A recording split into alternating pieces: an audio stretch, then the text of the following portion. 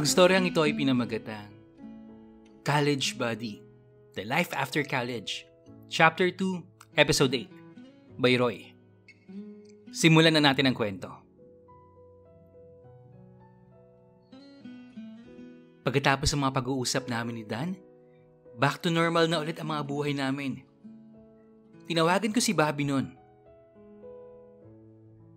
Hello, Bobby? Siya nga pala, maayos na ulit kami ni Dan. Hello, Roy. Mabuti naman. It's good to know na okay na kayo. Pero, pangako ko sa'yo na susubaybayan ko pa din si Dan. Just to make sure na tutupad talaga siya sa mga pangako niya sa'yo. Salamat, Tol, ah. Wala yun. You're always welcome. Basta, para sa'yo, gagawin ko ang lahat. Love kaya kita. Oy, joke lang ah. Natatawang sabi ni Bobby. Ikaw talaga, Bobby. Sige na nga, love din kita. Joke lang din. At nagtawanan kaming parehas. Linggo na ang lumipas nang makatanggap ako ng tawag mula kay Carlo. Hello, Carlo? Oh, napatawag ka. Hello, Roy. Sabi kasi ng doktor, kailangan na talagang ikimo ng mama mo eh. Kasi lumalala na yung kondisyon niya. Paliwanag nito. Sige, Carlo. Send me all the documents and reseta ng mga doktor para sa chemo ni mama. Para malaman ko kung magkano yung gagastusin ko. Sige, Roy. Isasend ko sa'yo sa email mo. Salamat, Carlo ah. At binaba ko na yung phone noon. Diyos ko. Tulungan niyo po ako kung saan ako kukuha ng pera pampakimo ni mama. Baon na po ako sa utang. Pagdadasal ko sa Panginoon sa mga oras na yun, nang biglang tumunog ulit yung cellphone ko. Biglang tumawag si Kokoy. Hello, Koy? O bakit? Bakit napatawag ka? Tanong ko sa kanya. Kuya, due na po kasi ng kuryente natin bukas eh. Tapos, yung tubig naman po sa Makalawa na yung due. Tapos kuya, exam na nila yun next week. Mahabang litanya ni Kokoy. Okay, gagawa ni Kuya ng paraan para makapagpadala ko sa'yo. Para dyan sa mga bayarin at tuition ni Leo. Sabi ko kay Kokoy noon. Sige kuya, maraming salamat ah. Tapos pinatay ko na yung cellphone ko noon. I just stared blankly sa kalawan for a few minutes. Hindi ko kasi alam kung ano yung isipin at unahin ko. Nakaupo lang ako sa loob ng halos kalahating oras para mag-isip. Mag-isip kung saan ako kukuha ng pera. Hirap na po ako, Diyos ko. Tulungan mo po ako. I started to call all my friends, relatives para humiram. Kahit magkano lang. At least, iipunin ko yun para maipadala ko sa mga kapatid ko. Meron naman ako naipon pang konti pero pampagamot kasi ni mama yun eh. Pagkatapos ng mga calls, tawaran at pangako na babayaran ko sila. Pag nakaluwag-luwag na ako I was able to send money kay Kokoy para sa mga bills at tuition ni Leo. At yung konting natira, ibinili nila na kanilang pagkain. Awang-awa na ako sa mga kapatid ko. Hindi dapat nila maranasan yung ganitong buhay. Ang babata pa kasi nila para makaranas ng ganitong hirap. Pero, wala akong magawa. Ako lang yung inaasahan nila. Tapos may sakit pa si mama. Hindi na nga ako halos natutulog at makakain ng maayos. Para lang makaipon ng pera. Pampagamot ni mama na nakaschedule na next week. Ginawa kong araw ang gabi. Kahit umulan o may baha, basta pagkakakitaan ko, go lang ako ng go. Hanggang sa hindi ko namalayan na unti-unti na palang bumibigay ang katawan ko. Dahil isang umaga, ginaw na ginaw ako. At halos mangatog na ako sa kama. Pinilit kong bumangon. Kinuha ko yung thermometer. At bingo, 39 degrees. may lagnat na pala ako. Pero pinilit ko pa rin pumunta ng kusina para magluto ng noodles. Para kahit papano, mainitan yung sikmura ko. Pagkatapos ay uminom ako ng gamot. At tinawagan ko ang office na hindi ako makakareport sa trabaho. Kasi nga, sobrang sama ng pakiramdam ko noon. Hilong-hilo na ako at nababagsak ng higa sa kama. At tuluyan ang nawalan ng malay. Hindi ko na alam ang mga sumunod na pangyayari. Kasi nang idilit ko yung mga mata ko ay nasa isang kwarto ako ng ospital. I tried to get up nang pumasok yung nurse. Sir Roy, huwag muna po kayong bumangon kasi mahinang-mahina pa po yung resistensya nyo. Bumagsak po yung immune system nyo at na-overfatigue po kayo. Pagpapaliwanag ng nurse, tumangulang ako at hinang-hina pa rin. Kahit ganun yung nararamdaman ko, I still think how to raise money kasi 2 araw na lang at magsisimula na yung gamutan ni Mama. Paano ba ito ngayon? Anong gagawin ko? Ni hindi ako makilos sa lagay ko. I started to ask myself, bakit kaya nangyayari ang lahat ng ito sa akin? I'm totally depressed. Dahil sa mga nangyayari sa buhay ko. Pa, tulungan mo naman ako. Hirap na po ako eh. Pa, please. Help me. Wala akong karamay ngayon. Pa, turuan mo po ako ng gagawin ko. I am so exhausted na. At pagod na po ako. Pagdadasal ko sa papa ko, habang nakapikit ang mata ko. At hindi ko namalayan na tumutulo na pala yung mga luha ko. At tuluyan na ako nakatulog. Na hinang-hina pa rin ang pakiramdam. Hanggang sa minaramdaman ako nagpapahid ang mga mata ko. At hinawi ang buhok ko sa aking noo. Dahan-dahan akong dumilat. At mukha niya kagad yung nakita ko. At kinagulat ko yun. Carlo? Anong ginagawa mo dito? Bakit ka nandito? Di ba nasa probinsya ka? Sunod-sunod na tanong ko sa kanya. Kasi Roy, tinawagan ako ni Kokoy. Tumawag daw sa kanya yung ospital na nasa ospital ka. At hindi siya makakapunta rito.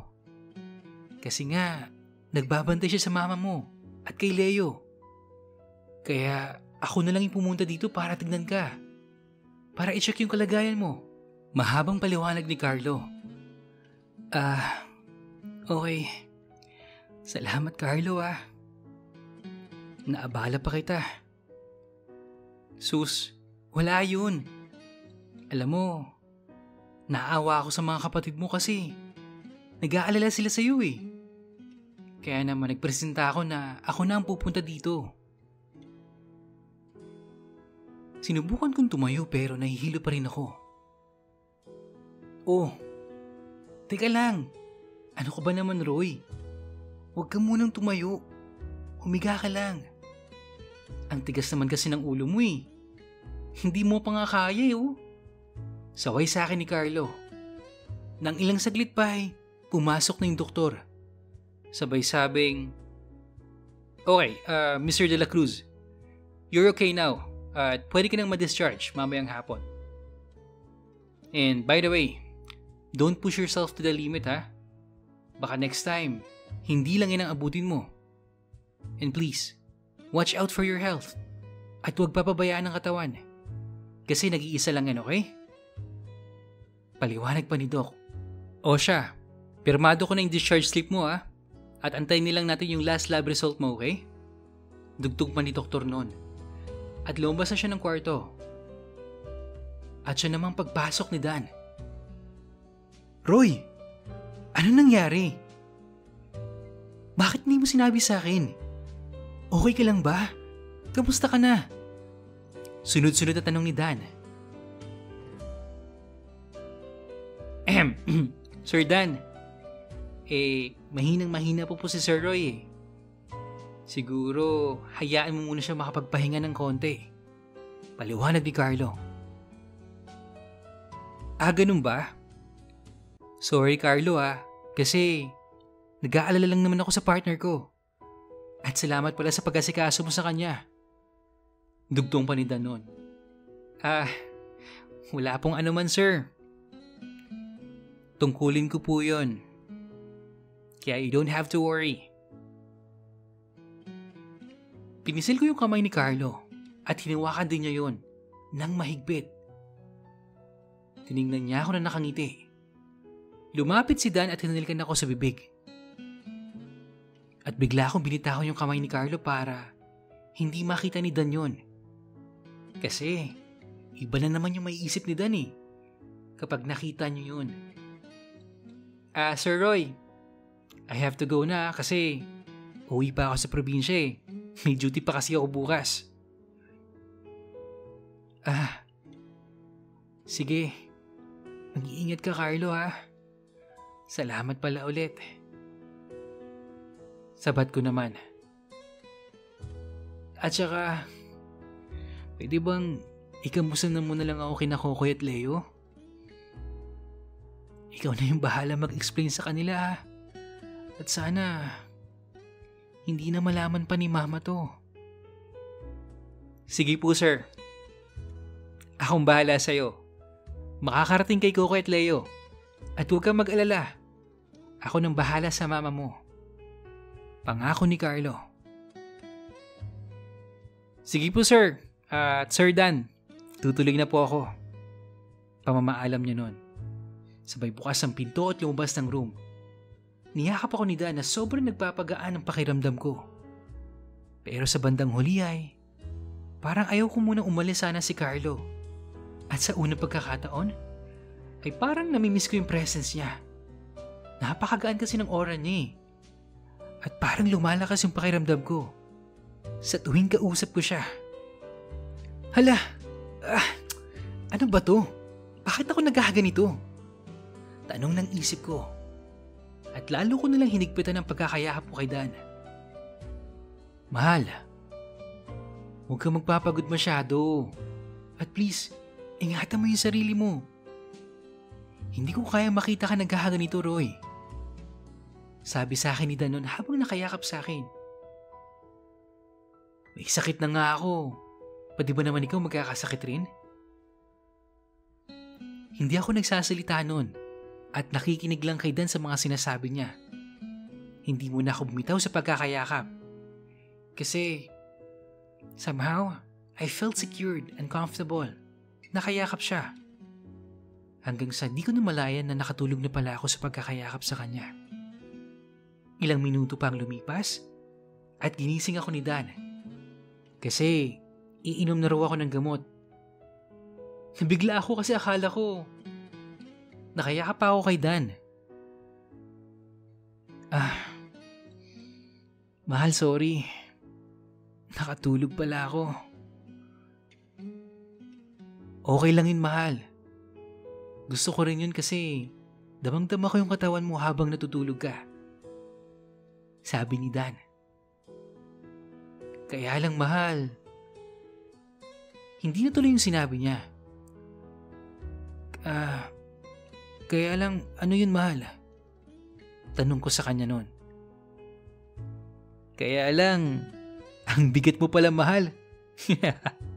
Wika ni Dan. Sabay tawa. Pero pag pumatong ka sa akin, hindi mararamdaman ang bigat mo. Bakit kaya? Pagbibiro pa ni Dan noon. Ikaw talaga, Dan. Loko ka talaga, Kung ano-ano naman yung pumapasok dyan sa ulo mo Kita mong may sakit na nga ako Saway ko sa kanya noon. That afternoon ay lumabas na ako ng ospital at hinatid ako ni Dan sa boarding house ko. Nag-stay siya hanggang dinner at umalis na rin nang masiguro na ayos na ako. Roy, tawagan mo ako agad kung meron kang nararamdaman na kahit ano. Nandiyan naman yung mga gamot mo sa table at nakalabel na lahat yun para hindi ka mahirapan. Biling pa ni Dan sa akin, sabay halik sa aking labi. at umalis na siya noon.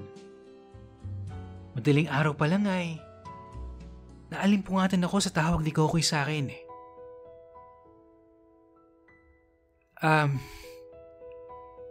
Hello Koy? Napatawag ka. Sabi ko kay Kokoy noon, habang kinakabahan.